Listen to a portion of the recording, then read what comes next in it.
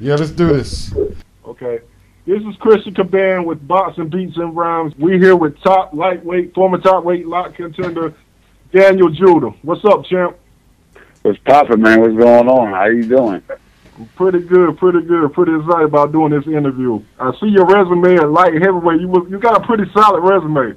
You fought Glenn Johnson, Yusuf Mack, everybody around the 2005, all the top contenders. You got a draw. I fought also Julian Letterlow. Yeah, you know he's one of the top dogs before Glenn Johnson. But you know that was with a different promotion company down there in Florida. You know what I'm saying? That was with Warriors Boxing. But I mean, I'm having fun with it. You know what I'm saying? Yes, I watched that fight with Julian Letterlow. I think you could have stopped him. You applied more pressure, you could have stopped him.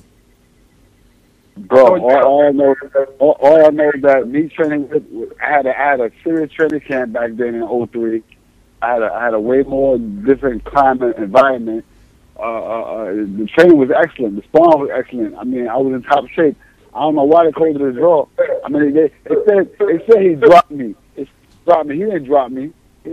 But it's all good though. It's all good. I thought you outworked him to me. Me too. Thank you, man. Thank you. I appreciate it.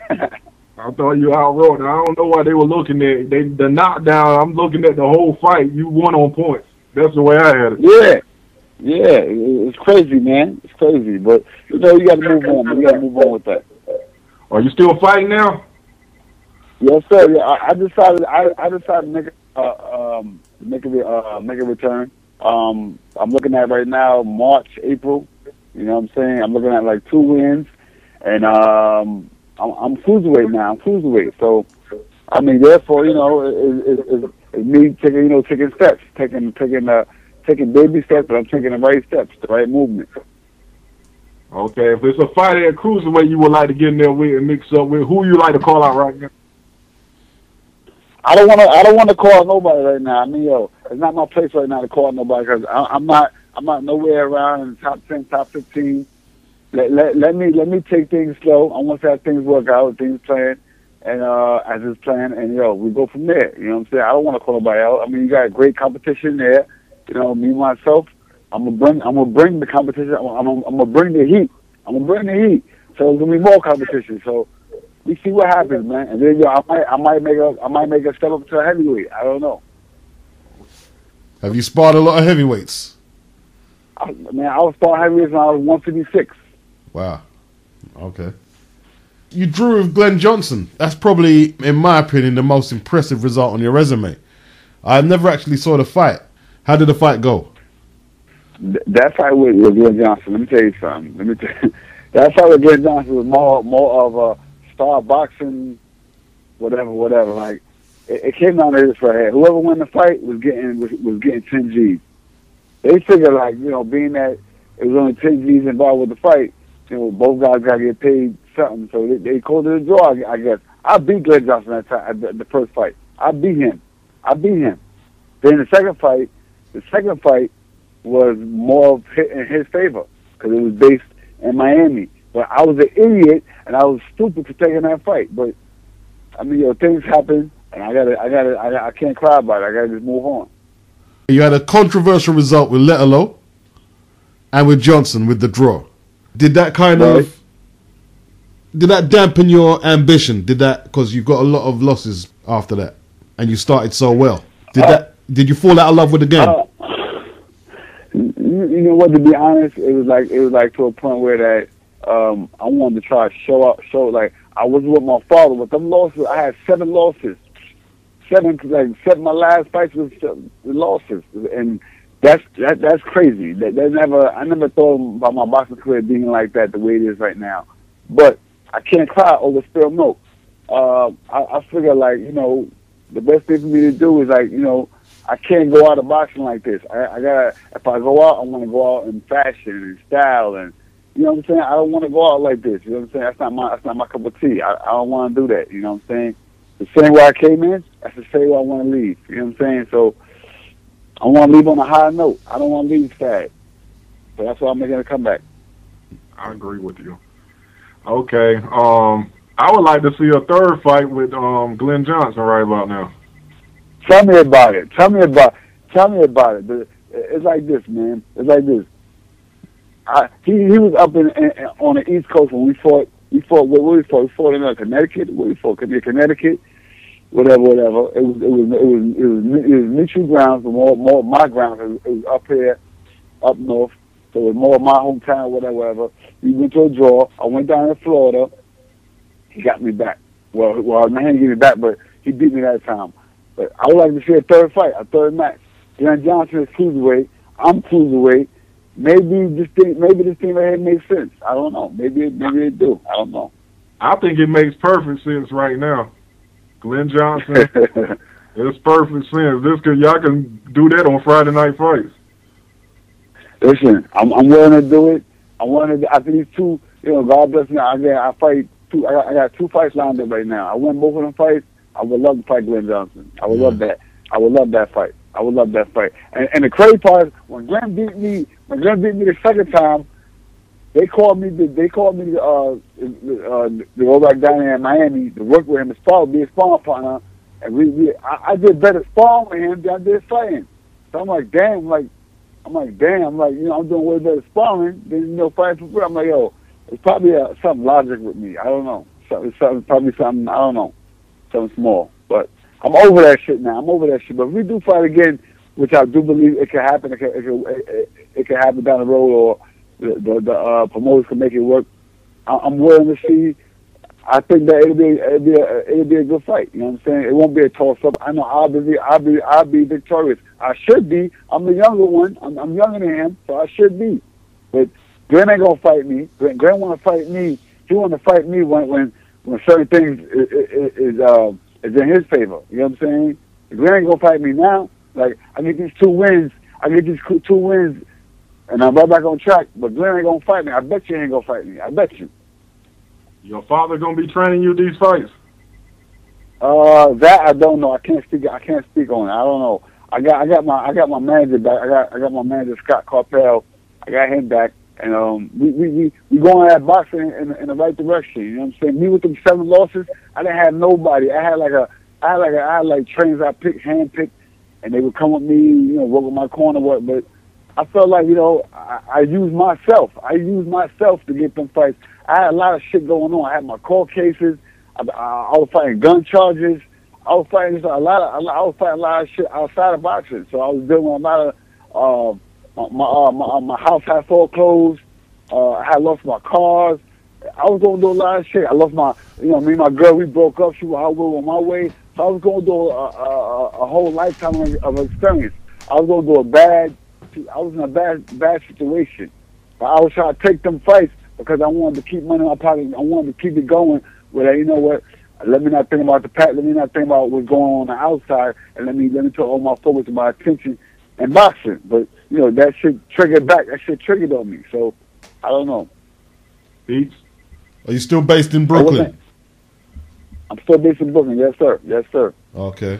Yep. So what's going to be different this time when you come back?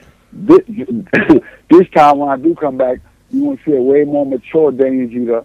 I'm not talking a lot. I figure it's more for me to put out than talk.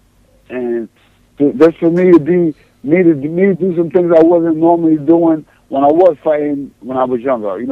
Basically when I was fighting back then, I was throwing more combinations maybe, and I probably was waiting. But now I'm going to use my jab, establish it, and make sure I get off first.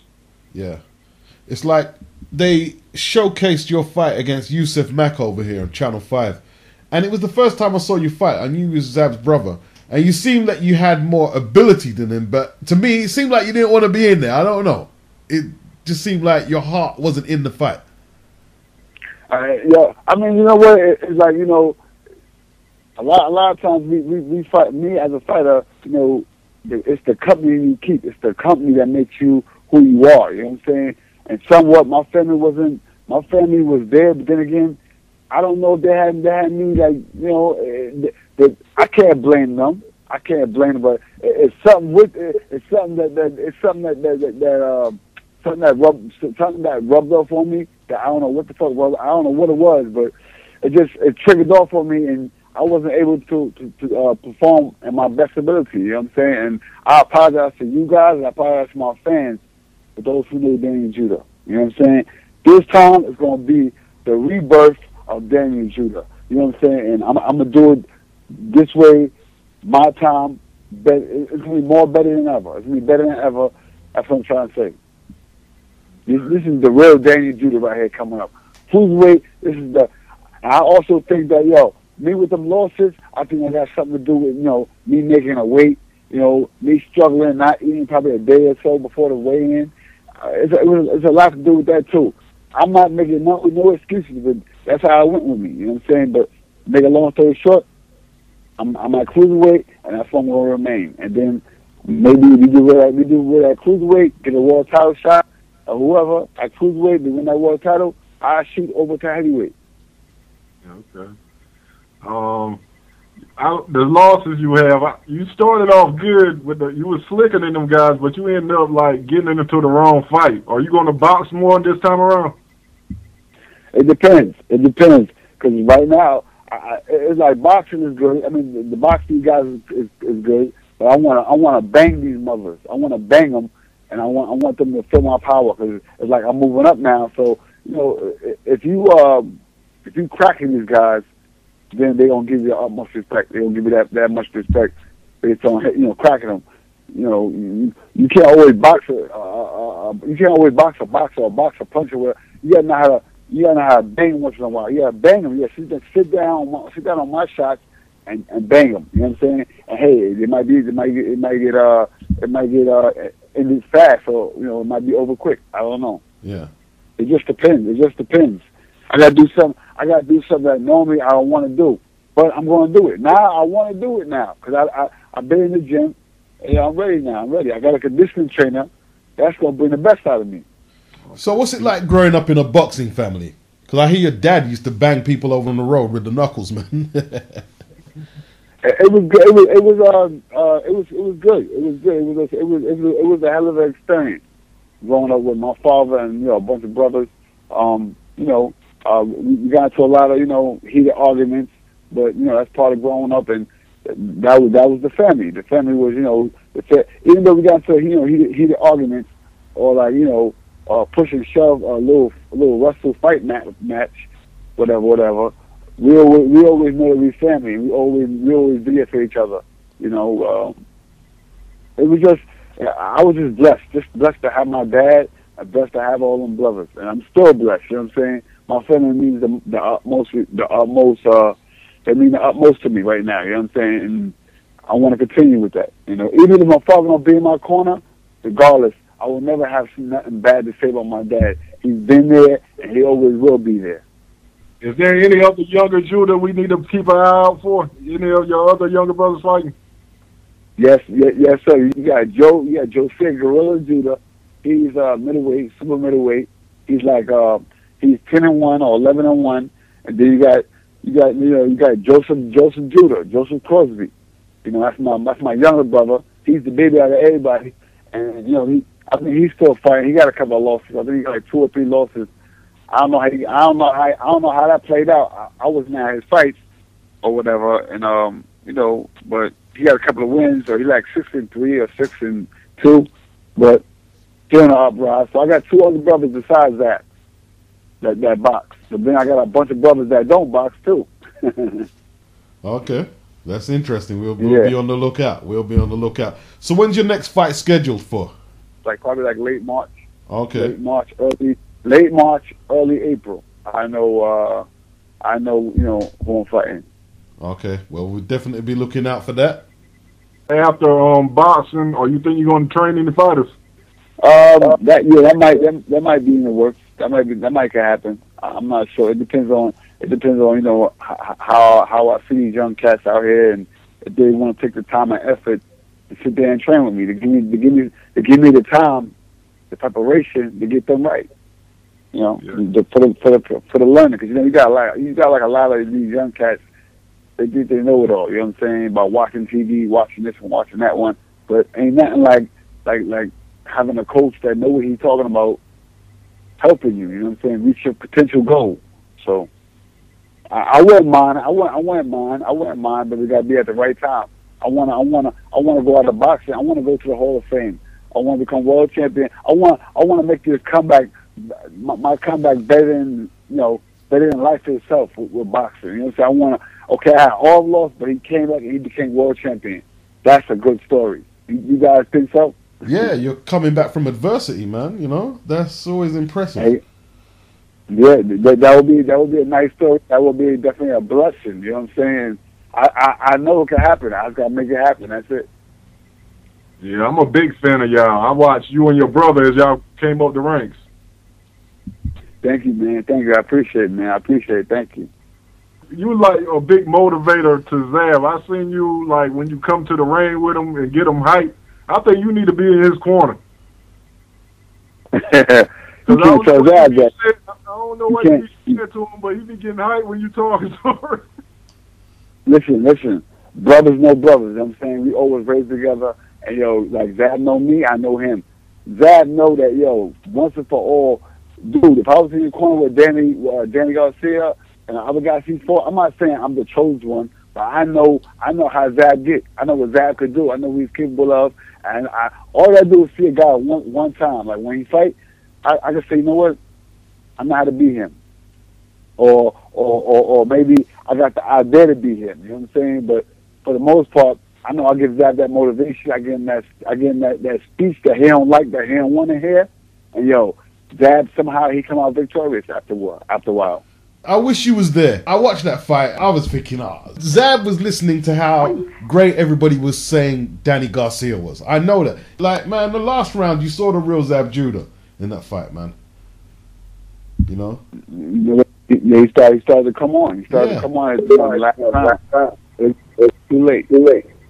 Yeah, a little too late. But he was putting it on Danny, man. He was putting it on him. Zab gotta understand that, sometimes, it's like no matter what got you there, he gotta understand. I told him this too. We had heated discussion, after them losses or whatever. But I told Zab point blank, you gotta understand what got you there. Who got you there? Who you used to be with when you was beating these guys, and who's around in your circle? Who made you feel like more than, you know what I'm saying? But you with these new guys, these new people, you saying that's your team. Okay, if that's your team, why are you losing for them? You need to cut your team. You know what I'm saying? I know we all grown. I respect that. I respect his decisions.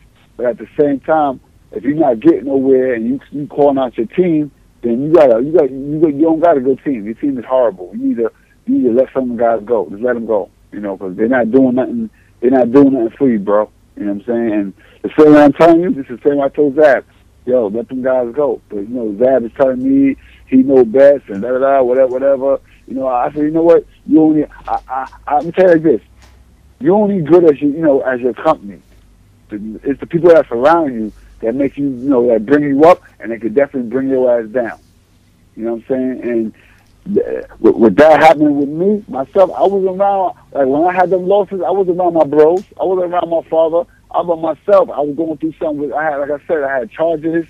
I was indicted on gun charges. I was going through it. You know what I'm saying? But everybody had left me alone. But I said, you know what? I just went out by myself. I'm gonna keep all praise to God, and make sure I beat it or whatever. Hope and pray I beat it. But make a long story short, my whole thing is like, you're only good as the company you keep around you. That's what motivates you. And that's what brings your spirits up. And that's how you perform out there when you go to fight in Vegas or wherever it may be, Connecticut. You know what I'm saying? Atlantic City. And they see you get down. You're like, you know what? Yeah. First of all, why do you think Miller's always say I always thank my team? Always, his team keeps him grounded. You know what I'm saying? His team is them. Listen, team got a lot to do with it. I mean, we go in there, we throw our hands and we go in there, we fight and stuff like that. But at the end of the day, it's a team effort. It's a team effort. You know what I'm saying? Everybody plays their part, but you got to understand. In the beginning is very important, because when you grinding and when you getting told you want to reach your goal, it's the niggas that you're around, the people that you're around that will make you successful. You know what I'm saying? The Zab don't see that crap, because he's blind. He's blind, and you know what I'm saying. When I say he's blind, that means he don't want to be told nothing. Dad don't want to be told nothing. So therefore, if you won't be told nothing, I'm gonna leave you alone. Plain and simple. You know, lately, me and Zab, we haven't been talking. Oh, that's a shame, man. That's a shame. Yeah, man, Zab, I love my brother Zab. I love him, but yo, he gotta understand that, yo. You know, it's like, you know, I'm your brother. Why God put me and you here, and we brothers? Why brothers can't talk it out? You understand? Why bro? You help me with something that I'm doing. I'm helping you with something that you're doing. It's supposed to work in both favors. Both favors. Ain't nobody better than nobody. Nobody. Well, all I can say to that, you'll work it out, man. I really hope. I don't like seeing families feud, man. It's not a good look. Two brothers, you know. You both went through a struggle. You both come from the hood, and you know, it's sad, man. It's sad, but I suppose you're all grown now, and you know what I mean, you're always going to do it your way, but you'll find that common ground. You'll find that common. I was just going to ask you as well, do you know what Zab's got planned if he's going to fight again? But you haven't been talking, so. I mean, my dad told me Zab's going to fight again like sometime in April, I think. I don't know. They want Zab to fight some undefeated cat. Like Golden Boy, he's just using Zab for opportunists. You know what I'm saying? For a stepping stone. And I told Zab, you better watch what the fuck you doing. Even though you sound with Golden Boy, watch what you're doing, bro. Because they're trying to throw you in there with a bunch of young cats that's coming up, and they want you to be a stepping stone. Fuck that. Fuck that. You gotta fucking, you gotta go another route, man. You gotta go get 2-3 wins, and then whatever. You know what I'm saying? But you gotta get yourself right. You can't go back up in there with a motherfucking young lion. Hell no. Right. You ain't ready for that. You ain't ready for that at all. You know? Yeah. This your number? This your right here? Yeah. I'm gonna lock you in. What's your network called? The Boxing Beats and Rhyme Show. All right, the Boxing Beats Rhyme Show. Okay, cool. Yeah. I'm gonna lock you in, and when we got this contract, when I got this contract in front of me, I'm gonna call you guys and let you know what day it is and what month, you know, and we go from there. Yeah, no doubt. I'm gonna let you know about the opponent, and you know, we're gonna go from there. Cause, yo, I'm gonna have a damn good comeback. You know what I'm saying? I already know. Well, you sound revitalized. You sound like you're energetic and you're infused, and that's the main thing. Yeah, man. Yeah, I want to see if I still got it. Okay, excellent stuff, man. Excellent stuff. So we're gonna get you a post date, and we're gonna hit you back, and we're gonna see the results of the fight. Yeah. Yo, I appreciate it, man. I appreciate all the love you guys are doing. Yo, when you get big, don't forget us, man. When you got the belt, the money, and all that shit. Nah, yeah, listen, bro. I ain't big at all, man. Even God bless me, He do make me big. I never get the little small stuff out, you know, little small people or small things I was going through at all, man. Never forget that. Okay. Never forget that. Excellent. Thank you, man. You got it, man. Yo, I appreciate you guys, man. You guys take it easy, all right? Thanks for the call. You too. Okay. Good luck in that fight, man. Good luck. Thank you, man. We will do. We're going to keep an eye on the situation, and we're expecting some W's on that box rec to come up. Where are you guys located at? Where in New England? Well, Chris is in North Carolina, and I'm in London. Okay, you're in London. Okay. All right, that's what's up. No problem. We're looking out for you from London. We know. See what I'm saying? Yeah, I love London, Manchester. I was over there, yo. Have you been over here? Over there. I've been over there when I was an amateur. Yeah, I fought over there. I won. Yeah, okay. It's good over there, though. Yeah. All right, then. Daniel, be lucky, train hard, fight hard. Peace. Peace. Thank you, man. God bless. Thank you.